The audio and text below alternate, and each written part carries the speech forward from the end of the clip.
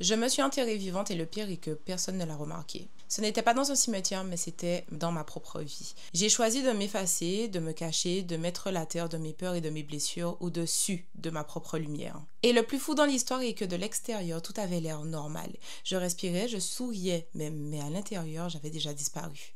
On croit souvent que s'enterrer, c'est mourir, mais en réalité, on peut s'enterrer tout en continuant à exister. On parle, on mange, on poste des photos, mais on n'est plus vraiment là et on survit en apnée. Aujourd'hui, je veux t'emmener dans ces moments dont on a tous déjà fait l'expérience. Le jour précis où on décide de s'enterrer vivant. Et peut-être que même à l'heure où tu m'écoutes, tu es dans cette situation. Bienvenue dans un nouvel épisode qui te permettra de trouver le courage d'ancrer tes racines afin de ressortir de ta tombe invisible. Jingle.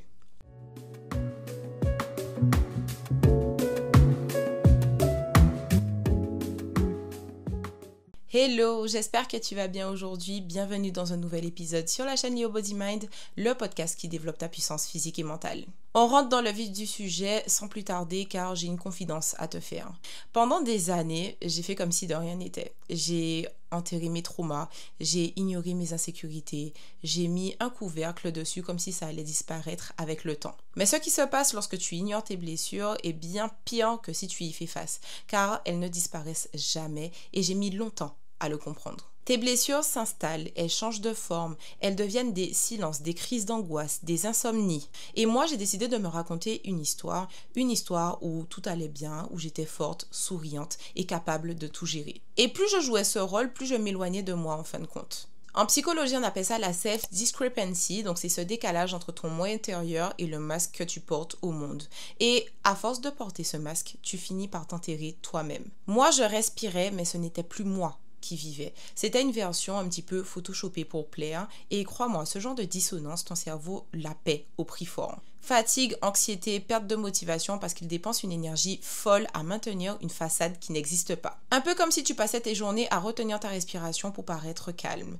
Au bout d'un moment, ça étouffe. Et moi, pour être honnête, j'ai tout fait en silence. Je me réveillais fatiguée, je me sentais vide, même dans les moments où j'étais censée être heureuse. Mais j'exécutais juste une version retouchée, aseptisée, acceptable, mais qui n'avait rien à voir avec qui j'étais vraiment. C'est ça, s'enterrer vivante. Ce n'est pas forcément un geste physique. C'est le choix conscient ou inconscient, jour après jour, de creuser un trou entre qui tu es vraiment et qui tu prétends être. Ce qu'il y a de plus vicieux lorsque tu t'enterres vivant est que ton corps et ton cerveau collaborent avec toi dans ce processus. La recherche en psychologie du trauma montre que le corps garde les traces durables, la réactivité, les tensions, les troubles du sommeil.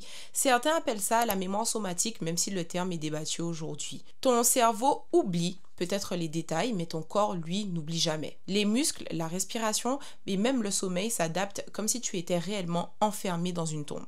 Et résultat, fatigue chronique, sensation d'oppression dans la poitrine, douleur sans explication médicale. En fait, c'est ton corps qui crie ce que ta bouche n'ose pas dire. Je pense à Maya, elle avait 27 ans et un job qu'elle détestait, mais un sourire impeccable tous les matins au bureau. Extérieurement, elle gérait, mais la nuit, elle faisait des insomnies. Son corps, lui, refusait d'avaler ce que son esprit essayait de cacher. Sa mémoire corporelle lui rappelait encore et encore qu'elle n'allait pas bien. Et pendant que ton corps se fige, ton cerveau, lui, creuse. Parce qu'il a un mode particulier qu'on peut appeler le défaut mode network. Donc, c'est le réseau qui s'active lorsque tu ne fais rien de précis et lorsque tu rumines. Et lorsque tu t'enterres mentalement, ce réseau tourne en boucle sur tes blessures, tes regrets. Tu passes plus de temps à creuser tes propres pensées qu'à vivre ta vie. Et c'est exactement ce qu'on fait lorsqu'on a une rupture amoureuse, par exemple. On passe des heures entières à rejouer la scène dans notre tête. Pas une fois, pas 10 fois, mais 100 fois par jour. Notre cerveau croit nous protéger en révisant le passé, mais en réalité, il nous enferme dans un cycle sans fin. Ton cerveau pense qu'il te protège en te coupant du monde, mais en réalité, il te coupe de toi-même. Et ce cercle vicieux commence toujours de la même façon, via l'auto-abandon. C'est ce moment où tu décides inconsciemment que les besoins des autres comptent plus que les tiens. Tu dis oui pour être aimé, alors qu'au fond, ton corps te dit le contraire. Tu souris pour rassurer, alors qu'à l'intérieur, tu es brisé. Et petit à petit, tu te délaisses et tu ne te choisis plus. Et lorsque tu t'oublies, tu fais exactement ce que Jung symbolisait comme enterrer ton ombre. Ton ombre, c'est cette partie de toi que tu refuses de voir. Ta colère, ta puissance, ton désir, ta vulnérabilité. Tu la rejettes parce qu'elle dérange, mais en la rejetant, tu t'étouffes. Parfois, on a toujours peur de montrer sa colère, par exemple. Mais tu sais ce qui arrive lorsque tu refoules trop longtemps ton ombre? Elle ressort avec plus de puissance. Elle ressort autrement, via l'anxiété, les crises de panique ou parfois même la maladie. Ton corps ressent les choses et ton cerveau l'entretient et ton âme finit par s'éteindre petit à petit. Mais la vérité, c'est que tant que tu respires, il y a encore une issue. Parce que cette mémoire que ton corps garde, tu peux la réécrire. Parce que ce mode, par défaut, tu peux l'interrompre en revenant dans le présent. Et parce que ton ombre, si tu oses la regarder en face, peut devenir ta plus grande force. Alors comment on fait concrètement pour se déterrer?